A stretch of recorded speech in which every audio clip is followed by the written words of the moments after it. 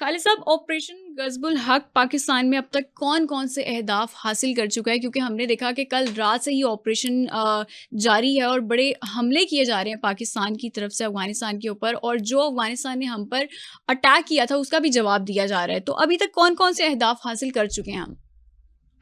देखिए, बुनियादी तौर पर फलक हमें ज़हन में रखना चाहिए कि ये सब का सब हुँ, ऑपरेशन जो है वो एज एन ऑब्लिगेशन हुआ है, हुँ, नॉट बाय चॉइस। ऑब्वियसली हमने बिल्कुल। बहुत ज्यादा वार्निंग दी। पहले भी चंद महीने पहले भी एक ऑपरेशन किया गया था, वो भी हुँ, बड़ा वेल मेयर्ड था। फिर शायद हमारी जो सीज फायर हमने किया, जो हमने टाइम आउट दिया, आपने नोट किया होगा, रिकॉल करें, तुर्की के कहने पर और कतर के कहने पर हुँ, मुज़ाकरात शुरू हो गए। तो फिर जाहिर है एक पॉज आ गया उसके अंदर से। बिल्कुल। लेकिन वो पॉज का मेरा मानना ये है, हालांकि हमने दोस्त ममालिक के कहने पर किया था, लेकिन उसका साइड इफेक्ट ये हुआ कि हुँ, अफगान तालिबान ने समझा कि शायद हमारी कोई या तो काबिलियत में कमी है या हुँ, हमारे हौसले में कोई कमी है। तो ठीक है। ऐसा नहीं था, क्योंकि जब आप सीज फायर करते हैं ना, मैं अक्सर कहता होता हूं कि जब जो आपकी पावर टू हर्ट होती है या जो हुँ, पावर टू क्रिएट पेन होती है एनिमी हुँ, के लिए, वही आपकी पावर टू बार्गेन होती है। बिल्कुल। यदि जितना ज्यादा आप डैमेज इन्फ्लिक्ट कर पाते हैं दुश्मन पर, वो आपको फिर बार्गेनिंग चिप या बार्गेनिंग एडवांटेज उस वक्त मिलता है जब आप हाँ, मुज़ाकरात की टेबल पर बैठते हैं। बिल्कुल। लेकिन क्योंकि हमने दोस्त ममालिक के कहने पे सीज फायर किया, होल्ड हुँ, किया, और ये भी मैं आपको डाटा के जरिए कंफर्म कर सकता हूं कि हमने बहुत सिलेक्टिव, पिछली दफा भी स्ट्राइक की थी, हुँ, हार्डली 5 to 7% मैं आपको बता सकता हूँ जितनी हमारे पास विजिबिलिटी थी अच्छा, लास्ट टाइम भी। और हमने हाँ, इतना वेल मेयर्ड किया था कि हम एक रिजॉल्व बताना चाहते थे कि हम ठीक है। इनसाइड आएंगे अगर आप हमले बंद नहीं कराएंगे। ये हुँ, उस वक्त की बात कर रहा हूँ। फिर हमने ठीक है, सीज फायर किया, फिर मुज़ाकरात हुए, और मुज़ाकरात का जो नतीजा निकला वो हिस्ट्री, तारीख का हिस्सा है, उस पर बात बिल्कुल। नहीं करते। तो ये मिसअंडरस्टैंडिंग हुई, और इस दौरान आपने देखा चंद महीनों में फिर हिंदुस्तान ने बहुत ज्यादा शह दी इनको कि नहीं, हम आपके साथ खड़े हैं, हम आपको हुँ, सपोर्ट करेंगे, हम आपको कैम्प ऑर्डर देते हैं, तो आप पाकिस्तान पर दोबारा हमला। फिर ऊपर से प्राइम मिनिस्टर इंडिया चले जाते हैं इसराइल, वहां पे उनके वजीर आजम एक सपोर्ट कर देते हैं। हाँ, तो ये ट्राइका बनता है, जिसकी वजह से मुझे लगता है कि इनको फिर शायद मिली कि शायद पाकिस्तान को टेस्ट किया जा सकता है। बिल्कुल। ना तो हम उन धमाकों को इंशाल्लाह ताला न्यू नॉर्मल बनने देंगे, और अगर इस तरह की पेनिट्रेशन हुई तो हम इसको न्यू नॉर्मल पॉसिबली बना देंगे जो स्ट्राइक्स होंगी, हुँ, लेकिन नॉट बाय चॉइस। जैसे मैंने कहा, कल से जो स्ट्राइक्स हो रही हैं वो अभी भी बहुत कन्फाइंड है, वेल मेयर्ड है, बहुत हाँ, फोकस्ड है, और हम एस्केलेशन को रोकने के लिए, लेकिन हम अपना रिजॉल्व जरूर दिखा रहे हैं जितना कल से हुआ है। ये मैं आपको बिल्कुल। कंफर्म कर सकता हूं कि हमने इतनी पिन पॉइंटेड की है, और ये प्रोपेगेंडा है कि हमने साइड या कोलैटरल कोई डैमेज हुआ है, वो वेल हुँ, रिसर्च है। जब आप पूछेंगे तो मैं उस पर तफसील से बात कर सकता हूँ कि ठीक है, कोई साइड पर डैमेज नहीं ठीक है। खालिद साहब, पाकिस्तान एयर फ़ोर्स ने हमेशा की तरह अपनी पेशा वराना सलाहियतों का मुज़ाहिरा भी किया है।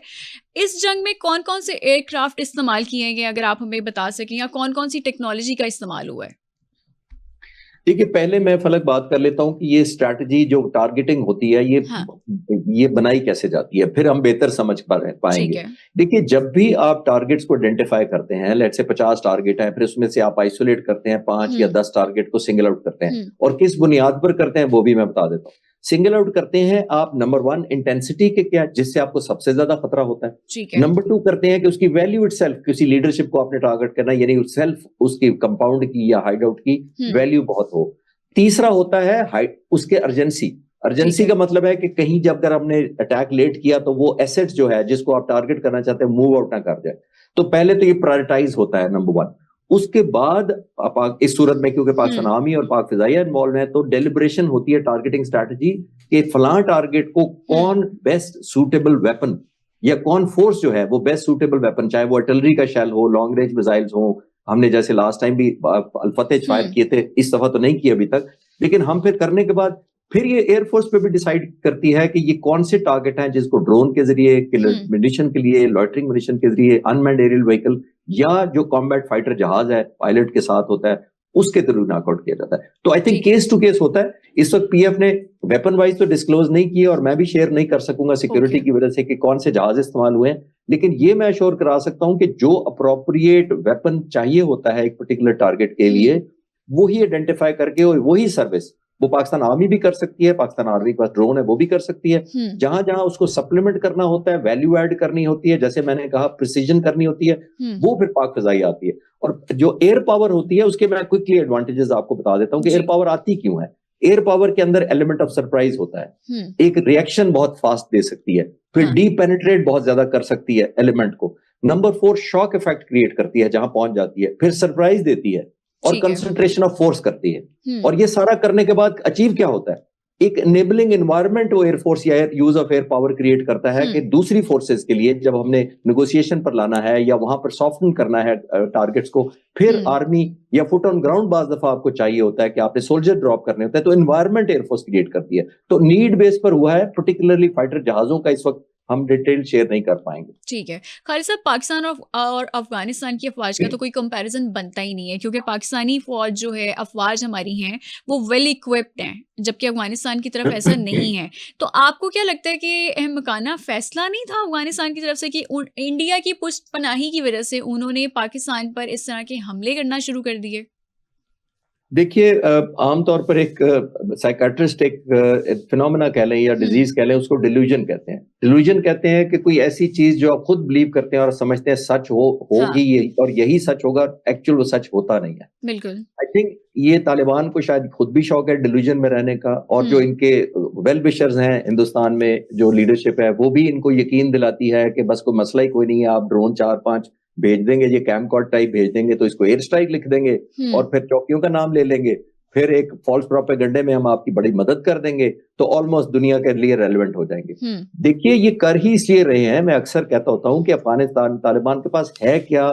सर्वाइवल, इकोनॉमिकल सर्वाइवल के लिए। ना उनकी कोई इंडस्ट्री है, ना उनका कोई टेक्सटाइल है, ना उनकी कोई आईटी है, ना एग्रीकल्चर है, तो क्या है उनके पास? उनके पास इंस्टेबिलिटी है जो एक्सपोर्ट करते हैं। बिल्कुल, वो एंगेज रखते हैं। हाँ बिल्कुल। खालिद साहब, आपने इंस्टेबिलिटी की बात की है। 4 साल से अफगानिस्तान में अबूरी हुकूमत चल रही है, इलेक्शन भी नहीं करवा सके वो, और यकीनन इसमें भी उनके पीछे कोई मफादात हैं। टेरर मनी से मुल्क चल रहा है, कोई ग्रोथ भी नहीं हो रही। आपको क्या लगता है अफगानिस्तान की अवाम इस वक्त किस हद तक परेशान है अफगान तालिबान रजीम से? देखिए, हमने बॉर्डर बंद किया हुआ है, ऑलमोस्ट पहली दफा शायद इतना कंसिस्टेंट बंद किया। हमने पहली दफा स्ट्राइक्स की हैं, पहली दफा over a period of time. शायद उनको डिल्यूजन जो मैं पहले कह रहा था ये थी कि पाकिस्तान कर नहीं सकता, या हमारी सलाहियत नहीं है, नंबर 1 एक बात वो करें। हमने क्लियर किया है कि ये वो अफगान जो लोग हैं, जो अफगानिस्तान के आम सिविलियन लोग हैं, हम उनके खिलाफ नहीं है। यही अफगानिस्तान के महाजरीन थे जिनको हम पनाह देते रहे हैं। मैं as a young fighter pilot, Peshawar में मेरी पोस्टिंग थी जब सोवियत यूनियन ने कब्जा किया हुआ था, तो हम इनको सोवियत जहाजों के खिलाफ प्रोटेक्शन दिया करते थे। यानी हम पेशावर से एयरबोर्न होते थे और सोवियत यूनियन के जहाजों को मार भगाते थे ताकि इनके कैंपों पर हमला कोई ना करे। तो हमारी तो एयर पावर इनके हक में और इनके फेवर में, इनको प्रोटेक्ट करने के लिए और सिक्योर करने के लिए इस्तेमाल होती रही है। तो बदकिस्मती से उनकी ऐसी हरकतें हैं कि आज ये नौबत आ गई है कि हमें ऑपोजिट करना पड़ रहा है। तो आई थिंक ये रियलाइज करना चाहिए इनको कि हमारी मिलिट्री का अल्हम्दुलिल्लाह मुकाबला सिर्फ मटेरियल वाइज या काउंटिंग वाइज या वेपन वाइज नहीं, हमारी मिलिट्री बैटल हार्डेंड है। एयरफोर्स और आर्मी ने अभी देख लिया क्या किया 8 महीने पहले हमने। तो बैटल टेस्टेड, कॉम्बैट प्रूवन ये आर्मी है, उसको आप एंगेज करेंगे तो नुकसान आपका ही होगा। अभी भी मशवरा है कि दुनिया की बातों में आने से बेहतर है आप इस डिल्यूजन से और एक फॉल्स गुड होप से निकलें और रियलिटी को फेस करें, इससे पहले कि आपके और लोग आपके खिलाफ खड़े हो जाएं, और ऑलरेडी खड़े हो रहे हैं। आपने देखा है कि लोग अनरेस्ट है वहां पे। बिल्कुल। खालिद साहब, 27 फरवरी का दिन है आज। 27 फरवरी 2019 को MiG-21 त्यारा गिराया गया था पाकिस्तान की तरफ से इंडिया का, और अभिनंदन को हमने पकड़ा था, विंग कमांडर अभिनंदन को। आज भी 27 फरवरी है और इस टाइम अफगानिस्तान के साथ हम जंग लड़ रहे हैं और यकीनन कामयाब भी हो चुके हैं। आपको क्या लगता है कि इस टाइम इंडिया किस तरह से फ़ायदा उठा सकता है, क्योंकि पाकिस्तान वेस्टर्न बॉर्डर पर इस टाइम बिजी है? अनफॉर्चुनेट पार्ट यही है कि शायद वो कहते हैं ना कि दुनिया दूसरों को देख के नई सबक सीखती। हिंदुस्तान को पहले खुद सीख लेना चाहिए था कि अपने अभिनंदन के साथ 7 साल पहले क्या किया, लेकिन वो मई में उन्होंने सोचा कि नहीं, एक दफा फिर टेस्ट कर, तो वो अपना सबक पहले भूल गए। और इसमें आपके बड़े चैनल के जरिए मैं जरूर कॉम्प्लीमेंट करना चाहूंगा अभिनंदन को कि अभिनंदन को 7 साल हो गया, उसने आज तक F-16 मारने को क्लेम नहीं किया। ये बड़ी दिलचस्प बात है। उनके एयरफोर्स चीफ कहते हैं कि नहीं इसने मारा है, हमें लगता है इसने मारा है, लेकिन वो खुद कहता है मैंने नहीं मारा है। तो ये उसको जरूर मैं बॉर्डर पार से कॉम्प्लीमेंट देना चाहूंगा, उसने बड़ी प्रोफेशनल अप्रोच दिखाई है, नंबर 1। नंबर 2, उस वक्त भी टेस्ट किया गया था, उस वक्त भी हमने यही सबक दिया था। फिर मई में टेस्ट किया गया, वही हमने यही सबक दिया। अब रेलेवेंस 27 फरवरी की फिर यही बन रही है कि शायद वो फिर हिंदुस्तान से ये सबक लेना भूल गए कि हम न्यू नॉर्मल किसी फिनोमेने को या किसी भी बॉर्डर पावर फोर्स को, चाहे मुल्क हो या दहशतगर्द हो, हम न्यू नॉर्मल तो नहीं बनने देंगे। अल्हम्दुलिल्लाह हमारी कैपेसिटी भी है और हमारा रिजॉल्व भी है, हमारी कौम भी मुत्तहिद हो जाती है जब हम पर इस तरह के हमले होते हैं। तो न्यू नॉर्मल का तो मतलब है कि एक सॉवरेनिटी को बेच दें, वो अल्हम्दुलिल्लाह पाक फोर्सेस नहीं बेचेगी इंशाल्लाह। खालिद साहब, इंडिया बार बार भूल रहा है लेकिन ट्रंप उसको बार बार याद करवाता है कि पाकिस्तान ने इंडिया के जहाज़ गिराए हैं। इस टाइम सालसी का किरदार अदा करने वाले ममालिक के हवाले से बात करना चाहूँगी कि कुछ ममालिक की तरफ से मौक़िफ़ भी आया है कि वो सालसी किरदार अदा करना चाहते हैं। तो पाकिस्तान अपनी कौन कौन सी शराइत रख सकता है, या कौन सी शराइत रखनी चाहिए पाकिस्तान को? आप क्या कहना चाहेंगे? देखिए पलक, पहले सवाल के जवाब मैंने कहा था ना कि तुर्की और कतर के कहने पर हमने काइंड ऑफ टाइम आउट दे दिया था। वॉर के अंदर टाइम आउट नहीं दिए जाते। ये हमने फिर भी एक ग्रेस दिखाया था, एक मैग्नानिमिटी, बिग हार्टनेस दिखाई थी कि हमने इनको टाइम दे दिया था पहले।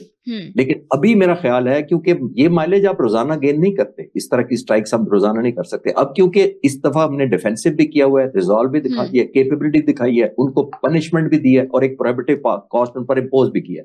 अब मेरा ख्याल है हाई टाइम है कि हम मेजरेबल कोई सिम्टम, इंडिकेटर्स जिनको मेजर किया जा सके। हवाई बयानों से और एक वादों से और एक सिर्फ बयानों से और एक स्टेटमेंट देने से बात नहीं बनेगी। आई थिंक कुछ भी हो, चाहे वो बफर जोन की शक्ल में हो या वो मुल्क न्यूट्रल, जो मुल्क हमारे दोस्त हैं, वो ऐसी कोई उन पर पेनल्टी या कोई ऐसी पनिशमेंट इम्पोज करें, तो तब हमें जाना चाहिए, इंस्टेड ऑफ जस्ट एक और मीटिंग करें, वो टाइम बाय करें और 2 महीने बाद फिर इंडिया को और फंड कर दे और वो फिर हमारे पीछे आ जाए। खालिद साहब, एक खबर आई थी चंद दिन पहले गालिबन के तेजस जहाज़ इंडिया ने ग्राउंड कर दिए हैं, लेकिन अभी एक और खबर भी आई है कि इंडिया अफगानिस्तान को तेजस जहाज़ देने की पेशकश भी कर रहा है। आप क्या कहना चाहेंगे? क्योंकि तेजस का तो हमने हाल देख लिया है। अब लाइटर नोट पे कह सकता हूँ क्योंकि इतनी बात सीरियस है, लेकिन क्योंकि ये खबर बड़ी लाइटर लगती है मुझे, तो वो पहले खुद उड़ा लें उनको। 40 साल में 40 जहाज उन्होंने उड़ाए हैं, पिछले 3 साल में 3 गिरा लिए उन्होंने जहाज, और खुद मेरा ख्याल है पहले सीखे उनको, पहले खुद मैच्योर करें, अपनी एयरफोर्स को पहले कन्विंस करें कि are they happy with this aircraft. उनके एयरफोर्स चीफ कहते हैं कि मैं हिंदुस्तान एरोनॉटिकल कंपनी से खुश नहीं हूँ, लिमिटेड से खुश नहीं हूँ। और फिर खुद कहते हैं, अब इसी तेजस के बारे में कहते हैं कि technology delayed is technology denied. ये इसी जहाज के बारे में कहते हैं। इंडियन एयरफोर्स का मैं रिसर्च कर रहा हूं, उनके पायलट्स कहते हैं कि हमें एक फाइटर जहाज चाहिए, ना कि पॉलिटिकल प्रोडक्ट चाहिए। ये मैं अपनी तरफ से कुछ नहीं कह रहा, ये उनके अपने लोग कह रहे हैं। तो पहले अपने इन हाउस क्लैरिटी कर लें कि ये जहाज कामयाब है, ये एक जिसको कहते हैं ना सक्सेस स्टोरी है, या एक एलिमेंट ऑफ डिस्कम्फर्ट या एम्बैरेसमेंट पिछले 40 सालों से बना हुआ है। और ये तो 8-10 मुल्कों को एक्सपोर्ट करना चाहते थे। मैं आपको बड़े मजे की खबर बताता चलता हूँ, ये शायद मैं पहली दफा मीडिया बता रहा। इंडिया तो तेजस अमेरिका को भी एक्सपोर्ट करना चाहता था, आप हैरान होंगी सुनकर।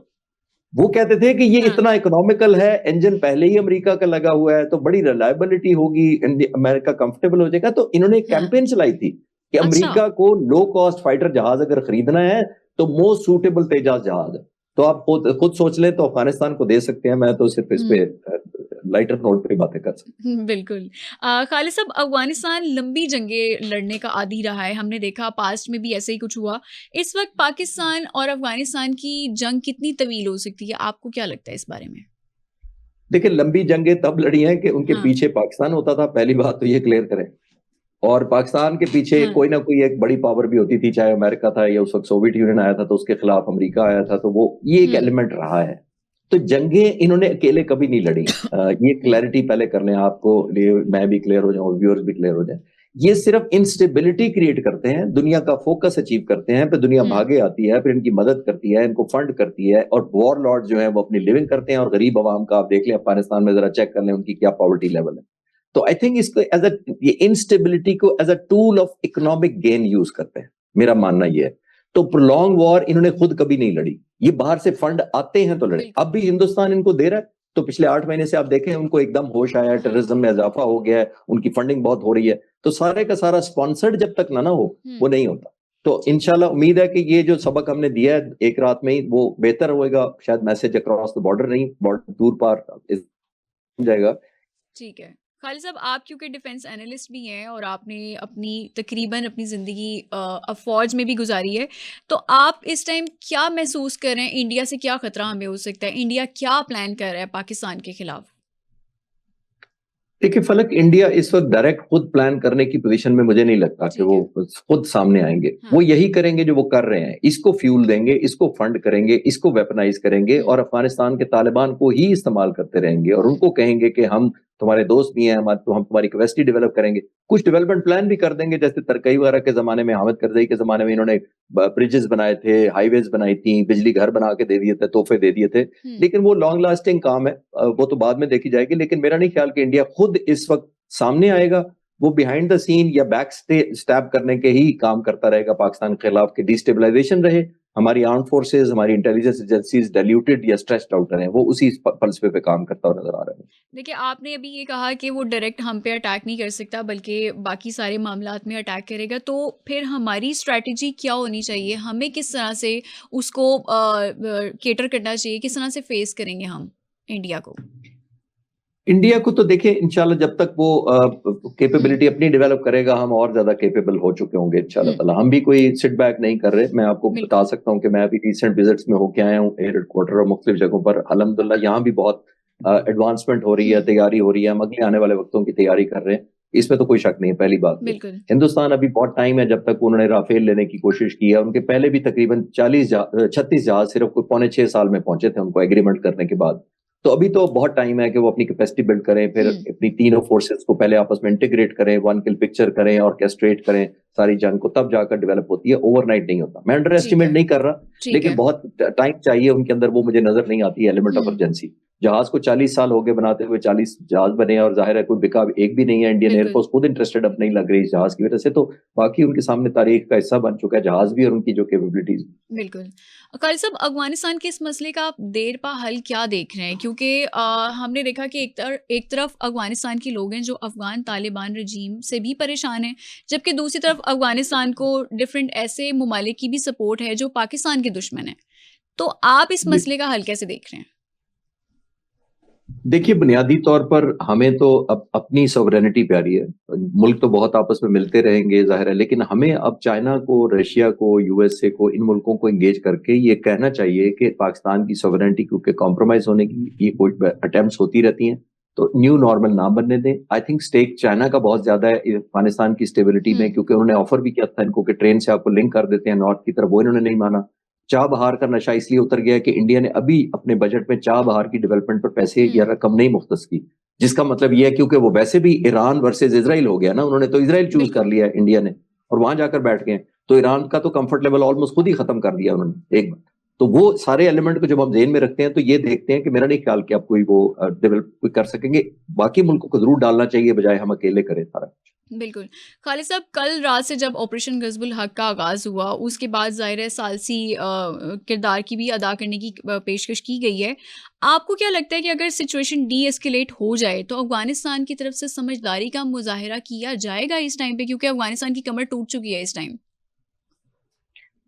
देखिए, ये तो डिपेंड करता है कि उनको फिर और कोई पैकेज ना दे दे कोई। हुँ। जैसे इंडिया दे रहा है, कंसिस्टेंटली देख रहा है, और वो उनकी वैल्यू ऐड करता रहता है उनके लिए कि जनाब आप हाँ। लड़ते रहें, आप एंगेज रखें पाकिस्तान को, ताकि आपको हम फंड करते रहते हैं। तो इंसेंटिव, जैसे मैंने कहा कि जितनी वो इंस्टेबिलिटी उनके फेवर में जाती है, पाकिस्तान को हाँ। एंगेज रखेंगे, तो तब ऑब्वियसली उनके लिए बेहतर है कि वो उधर से बार्गेनिंग चिप के तौर पर यूज करते हैं पाकिस्तान के साथ। जितनी एस्केलेशन होती है, तो वो बिजनेस हुँ। की तरह डील करते हैं, वो ज्यादा स्टेट की तरह तो बिहेव ही नहीं करते।